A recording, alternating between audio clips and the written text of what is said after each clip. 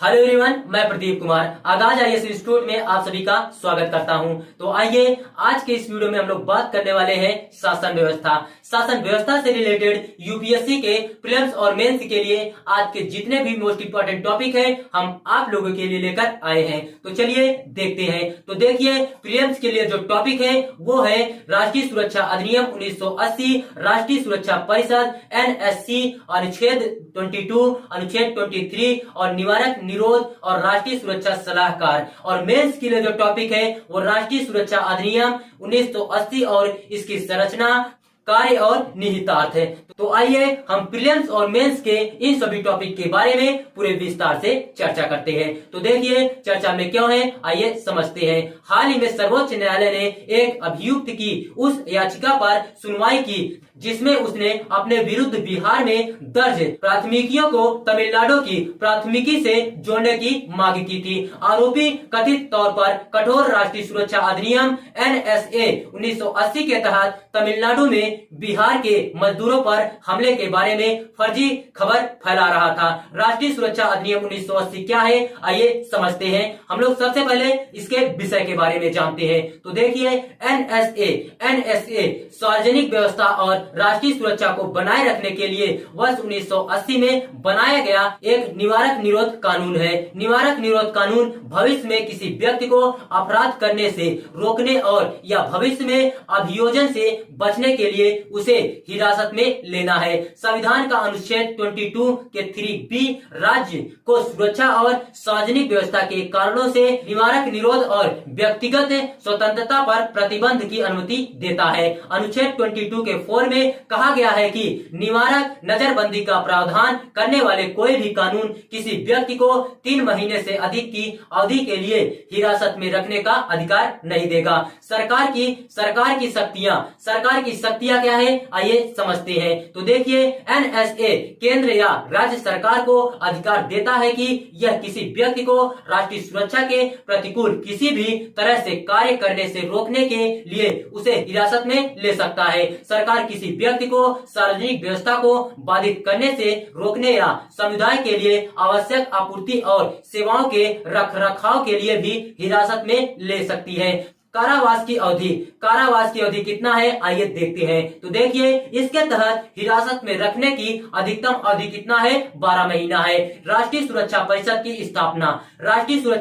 की स्थापना कब हुआ है, आइए देखते हैं। यह अधिनियम एक राष्ट्रीय सुरक्षा परिषद के गठन का भी प्रावधान करता है जो राष्ट्रीय सुरक्षा से संबंधित मामले पर प्रधानमंत्री को सलाह देती है। राष्ट्रीय सुरक्षा परिषद एनएससीओ क्या है, आइए देखते हैं। सबसे पहले इसका परिचय जानते हैं। तो देखिए, भारत में एनएससी एक उच्च स्तरीय निकाय है जो भारत के प्रधानमंत्री को राष्ट्रीय सुरक्षा, सामरिक नीति और रक्षा से संबंधित मामलों पर सलाह देता है। राष्ट्रीय सुरक्षा परिषद एनएससी एक त्रिस्तरीय संगठन है जो सामरिक चिंता के राजनीतिक, आर्थिक, ऊर्जा और सुरक्षा मुद्दों को देखता है। प्रधानमंत्री एनएससी का अध्यक्ष होता है। इसका गठन वर्ष 1998 में किया गया था और यह राष्ट्रीय सुरक्षा के सभी पहलुओं पर विचार विमर्श करता है। सदस्य के बारे में आइए देखते हैं। राष्ट्रीय सुरक्षा सलाहकार NSA, chief of defence staff CDS, उप राष्ट्रीय सुरक्षा सलाहकार, रक्षा मंत्री, विदेश मंत्री, गृह मंत्री और वित्त मंत्री और नीति आयोग का उपाध्यक्ष।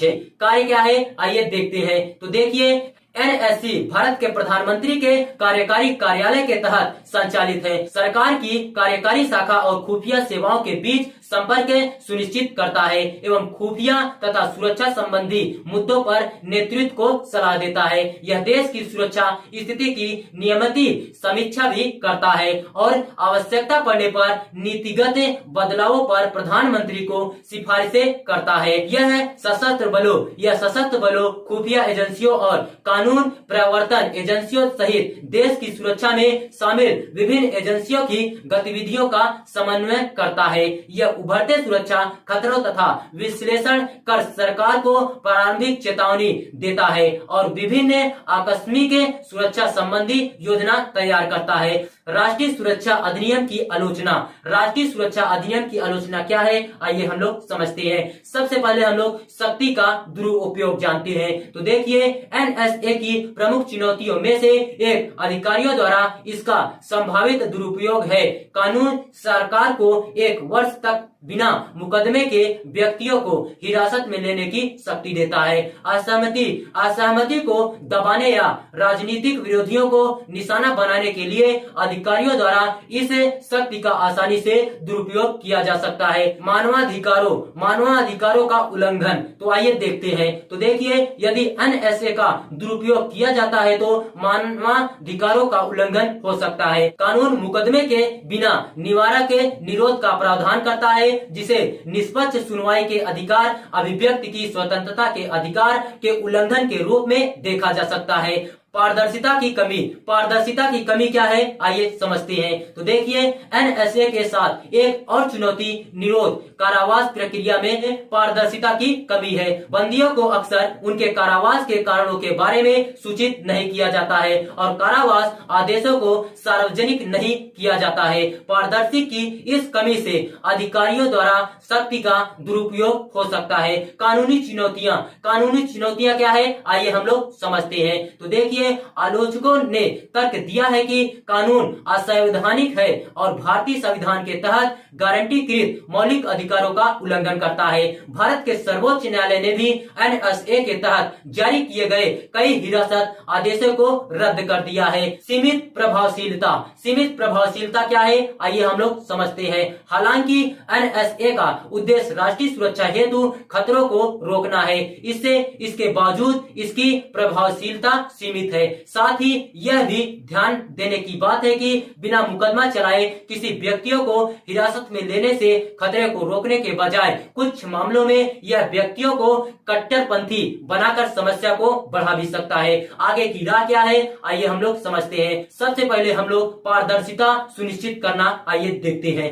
हिरासत में लिए गए लोगों को उनके कारावास के कारणों की जानकारी देकर और निरोध आदेशों को सार्वजनिक करके सरकार को निरोध प्रक्रिया में पारदर्शिता सुनिश्चित करनी चाहिए। इससे अधिकारियों द्वारा सत्ता के दुरुपयोग को रोकने में मदद मिलेगी। सख्त कार्यान्वयन क्या है, आइए हम लोग देखते हैं। अधिकारियों को यह सुनिश्चित करना चाहिए कि NSA को कानून के अनुसार सख्ती से लागू किया जाए और राजनीतिक विरोधियों को लक्षित करने या असहमति को दबाने हेतु इसका दुरुपयोग न किया जाए। न्यायिक निरीक्षण को मजबूत करना आइए देखते हैं। NSA के तहत निवारक निरोध आदेशों के न्यायिक निरीक्षण को यह सुनिश्चित करने हेतु मजबूत किया जाना चाहिए कि वे मनमानी या असंवैधानिक नहीं है। खुफिया जानकारी एकत्र करने पर ध्यान